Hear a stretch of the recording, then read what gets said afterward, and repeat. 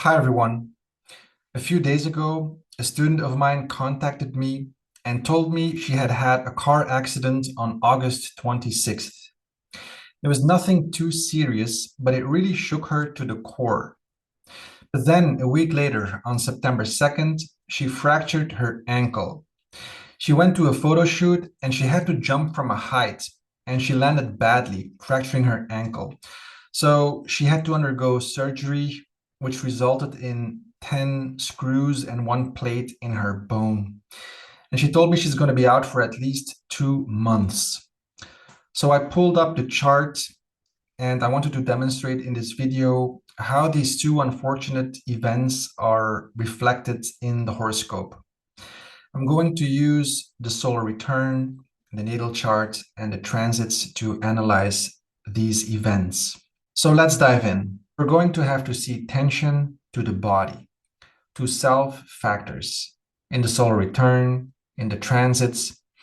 And I'm also going to analyze self in the natal chart because we're going to overlay the solar return and the natal chart to get a clearer picture of what was going on. Self factors are the ascendant, the ruler of the ascendant, the sun, and the Atma Karaka. Atma means soul and Karaka means producer. So it's a self indicator which is described in Jaimini's Upadesa Sutras. The Atma Karaka is the planet with the highest degrees in the horoscope, excluding the nodes and the outer planets. When we look at this chart, we see this is an ascendant Gemini. The ascendant degree is at 22 degrees 07 minutes, and the Lord Mercury goes to the 8th house. We also see another self indicator, Sun in the 8th house, as well as the Atma Karaka. So we have all three self planets situated in the 8th house. So this is a very pronounced 8th house personality. Now let's take a look at what Brihad Parashara Shastra has to say about the 8th house. This is the sutra, which translates as longevity, battle, cheats, impassibles, strongholds, wealth of the dead, and the soul course, what begins and what after the wise see, all from the split cavity flaw. We can derive the meanings of the 8th house by looking at the 7th, really. The 7th house is the house where the sun sets under the horizon. It's the western horizon. It therefore represents death and invisibility. Things become invisible in the 7th house. The first house is the eastern horizon, is where the ecliptic intersects with the eastern horizon at the time of and the place of birth. So it represents the birth of the body. The east is always associated with the birth of something because the sun rises in the east every day. So the first house represents the physical body. The 7th house, which is the farthest away from that point, 180 degrees away, opposite, represents the other body. Okay, this is where your body ends. It's the other body, how you relate to the world and other people. And of course, you only know yourself in relation to the world, right? This is the fundamental opposition between the first and the 7th house. So the first house is the eastern horizon, the 7th house, the western horizon. The 8th house erodes the 7th house. So it erodes the horizon, the western horizon, by weather and the wind and the rain. So we can extrapolate and say that the meanings of the 7th house get eroded by the meanings of the 8th. For example, longevity is associated with the 8th house, Parashara says.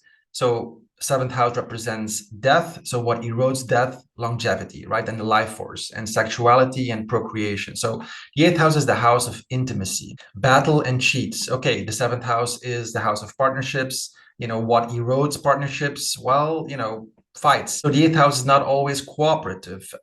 People, especially with the sun in the 8th house, that can be a little rebellious or a little defiant, have a little resistance towards cooperation. The wealth of the dead, okay, so the 7th house is the house of the other, and the 8th is what you get, the gain from the other. So it can be inheritance or tax refunds, something like that. The 8th house is also associated with the occult, secrets, and delving deep into the mysteries of life. Again, the 7th house is the house of invisibility. What erodes that 7th house meaning is getting access or having access to things that are not usually accessible. The 8th house is the house of intimacy and vulnerability. It can reveal weakness, but it can also reveal strength. But it is a house of psychological integrity. The eighth house has access to things that are hidden. It is associated with psychic power or intuition, strong intuition. So I think is the most fascinating. The things can go either way. It can make or break. The eighth house is unstable. Okay, especially when you put Mars in the eighth house. Mars is exerting your will. You put that in the eighth house, it can go either way. So it can be challenging to really find a way to, where am I putting my energy really? What is worthwhile putting my energy? But here we have an exalted Mars. So this person, especially as a sixth lord, knows when to fight the battle and is very resilient. It's interesting because the eighth house is in aversion to the first house, to the ascendant. So it's not considered supportive to the physical body, at least not directly. Of course, the eighth house, through the resources of and the wealth of other people, can support the body, but it's indirectly. Again, the seventh house is partnerships or the other person, other people, and the eighth erodes other people. So it can have to do with allowances, or maybe people are supported by their spouses. It can also be theft, right? Parashara writes cheats, eroding other people, and con games, and so on. So the eighth house, even though it is in aversion to the ascendant, it can give to the ascendant as well, but it's very unpredictable. Sudden windfall, sudden breaks, sudden changes.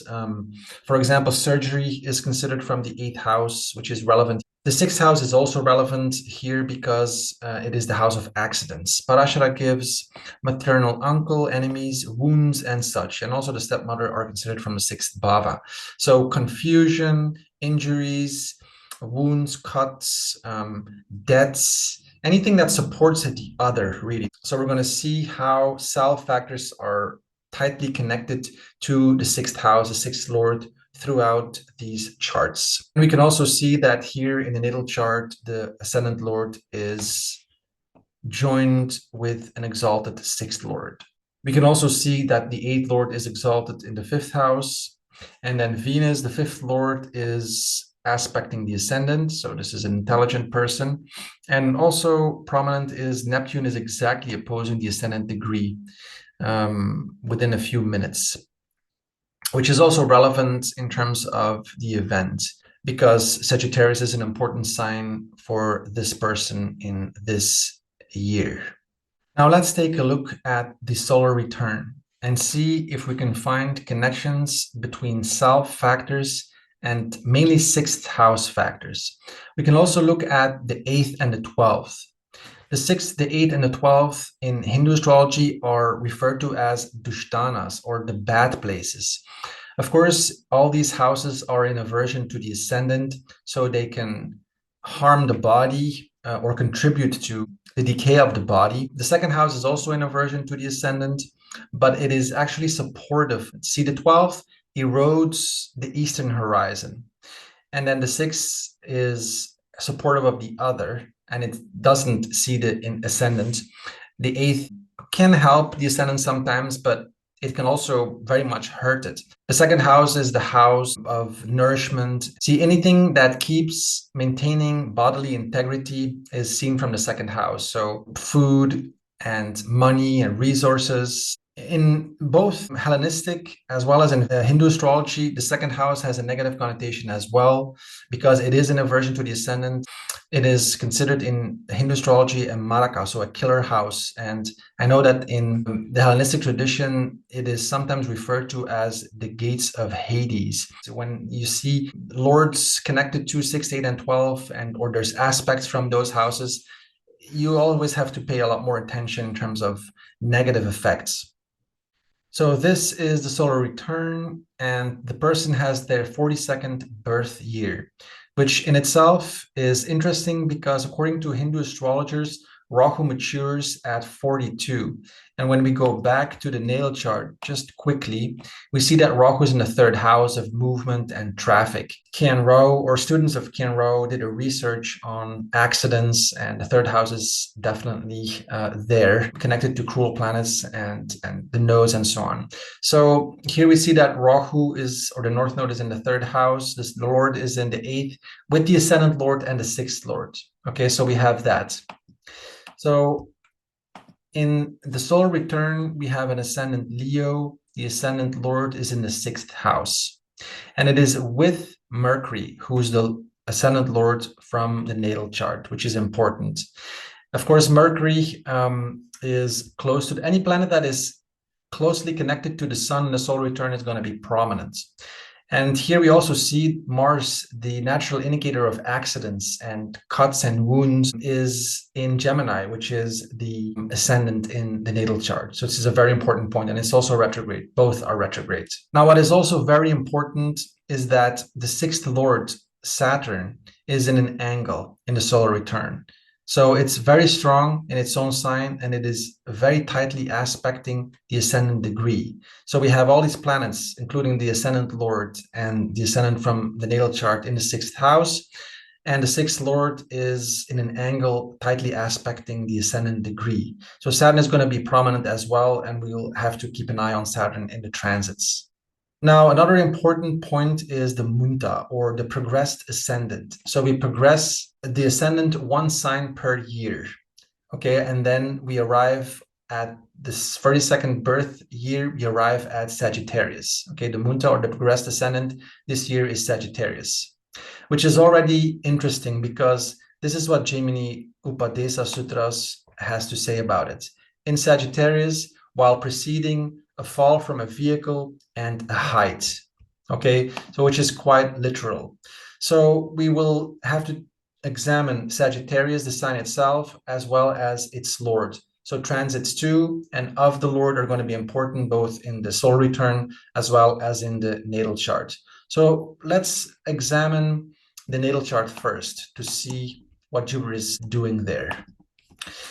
Okay, so Jupiter is in the fifth house. It rules the seventh. Okay, so Sag is the seventh house. So it's important. It's an angle. Venus is there. Venus is in an exchange with Jupiter, the fifth lord. Neptune is also there. Neptune is going to be relevant in the transits because it is natally very closely aspecting the ascendant degree. And of course, being a part of Sagittarius, who's the munta, is relevant. Then, as I mentioned, Venus is the fifth lord, but of course, it's also the 12th lord, right? Because we have to take the Dushtana lords connected to self factors to indicate harm to the body. So Venus has a 12th house agenda, which is important in terms of potential harm to the body. Then we have Jupiter, the lord, is in the fifth house, and it's very tightly conjunct the eighth lord. Okay, so Saturn and Jupiter are very tightly conjunct here. Okay, so that's another Dushtana lord. Now, what is important, of course, is that the ascendant and the sun, as well as the Atmakaraka, but to a lesser extent, I'm not really going to include this here, are squaring the Munta lord very tightly, right, from 7 degrees and 8 degrees.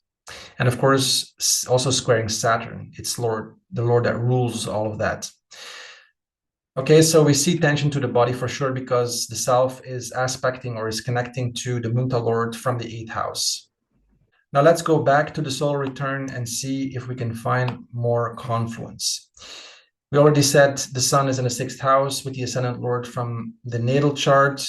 Mars is on the ascendant of the natal chart.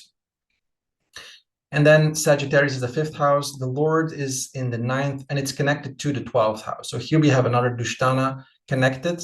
Jupiter is also the Lord of the 8th house, right? Which is another Dushtana. It is in a square with the ascendant Lord. So here we have again the Munta Lord squaring, which is an aspect of tension, the ascendant Lord, so the body, and also much more loosely squaring the ascendant lord from the natal chart.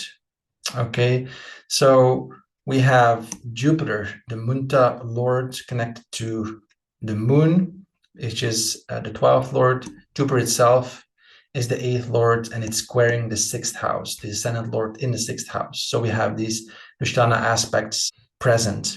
You can also see that the north and the south node of the moon are squaring the ascendant.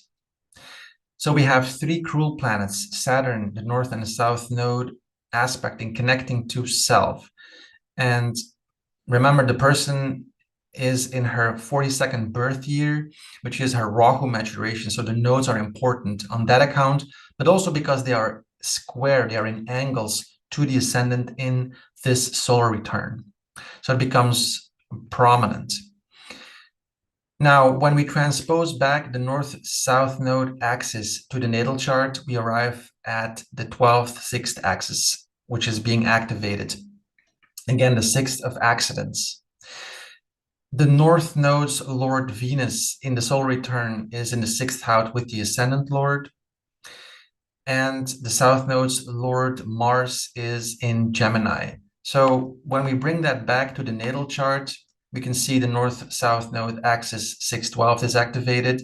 Mars retrograde is on the ascendant, and Venus goes to the eighth house. Okay, and then on top of that, we have, of course, Pluto at the 27th degree of Capricorn as we speak, and tightly conjuncting connecting to Mars, which is, of course, the sixth lord in the natal chart.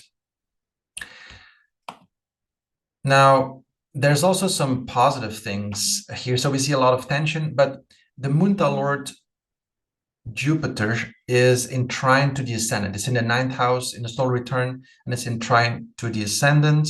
What is also important and mitigating or creating less tension, we can say, is that, first of all, Mars and Saturn are not opposing nor squaring their natal positions. And another thing is that Saturn nor Mars are squaring or opposing the Sun, the ascendant lord in the natal chart, which is also important. So we do see a lot of tension, but there's also some positive things, and there's also a positive transformation going on. The person has a lot of support, and there's a big change happening psychologically. Okay, and of course, because Jupiter in the natal chart as the Munta lord is very tightly conjunct the eighth lord of upheaval and transformation and changes. Okay, so we see a lot of tension, but we also see light at the end of the tunnel. And of course, we have Venus in the Munta itself, right? So this is definitely also a year where the person is thinking of relationships and is longing for relationships, and also thinking about children, right? The Lord Jupiter is in the fifth house, and the fifth lord is in the seventh. So the fifth can be romance, but when it's connected to the seventh, conception, and it can often indicate children as well. Of course, there's always more to see, but the gist of it is that we connect self factors to Dushtana lords, especially the sixth house. So to repeat, we have the ascendant lord in the sixth house of accidents. We have the sixth lord in the seventh house, tightly aspecting the ascendant. So this a self point, right? Then we have the moon as the 12th lord, very tightly squaring the ascendant lord. And of course, the lord of the 12th, the moon, is with the Munta lord, which is also squaring the sun, the ascendant lord. So we have 6, 12, and 8 strongly connected to self factors. Now we know that it was not a serious accident. So that's also indicated in the transits. There's some, the sixth lord is strong here. So the sixth house is accidents, but it's also your ability to fight and to withstand problems. People with the sun in the sixth house, for example, are really great fighters usually. This is what's indicated in the solar return. Now let's look at the transits. What we want to see is we want to connect, again, self factors to the sixth house, the sixth lord. The 8th and the 12th also are relevant. And we want to see transiting positions to natal positions, preferably. So what we see here is that Mars, the sixth lord, is trining, is aspecting the Atmakaraka. So the planet with the highest degrees in horoscope, which is an important self indicator. So this is one indication. Another one that is very important is that we see that the sun, this is transiting sun to transiting Saturn, right? Their sun is applying to an opposition to Saturn. And remember, the sun was the ascendant lord in the solar return, and Saturn was the sixth lord in the solar return. So they are definitely contributing to setting the stage for this unfortunate week. We also see that Mercury, the ascendant lord in transit here, is trining Uranus from the 12th house. Okay, another Dushtana place. So the sun is, of course, aspecting Saturn, the eighth lord. Okay, so we have all Dushtana places active. The Munta lord, Jupiter, is in the 12th house, and it's also being squared because Venus is going retrograde by the 12th lord. So this is relevant because Jupiter is the Munta lord, right? We also looked at planets in the Munta, which were Venus and Neptune. And here we see that Neptune is directly opposing Mars, which is not irrelevant. And then Venus was also in the Munta, is also in the third house of traffic and squaring the 12th house, or squaring Jupiter in the 12th house, the Munta lord in the 12th house. So, but what is important really is the self factors, right? So we see that the sun and Mercury and Mars, all three self factors, are in the fourth house of vehicles, which is important. And of course, they're all under the rule of a strong Mercury. Mercury is in its exaltation sign. So the person, the self, is strong, even though it is going through some difficulty there. Okay, so we have all factors that we've discussed from the solar return and in the natal chart relevant to the Munta, to the progressed ascendant and the Lord active in transit. And another important thing is that Moon, who ruled the 12th in the solar return and was connected to the Munta Lord, it's also in the sign of the Munta Lord, is squaring Mars as well. And in the solar return, it was also squaring the ascendant. Okay, so Moon was important there because it ruled a Dushtana place. It was with the Munta Lord, and it was also squaring the ascendant Lord. So here we see that it goes through the Munta sign. It's applying to the ascendant Lord, and the sun here, you can see it here better at 7:59 and 8:02 degrees.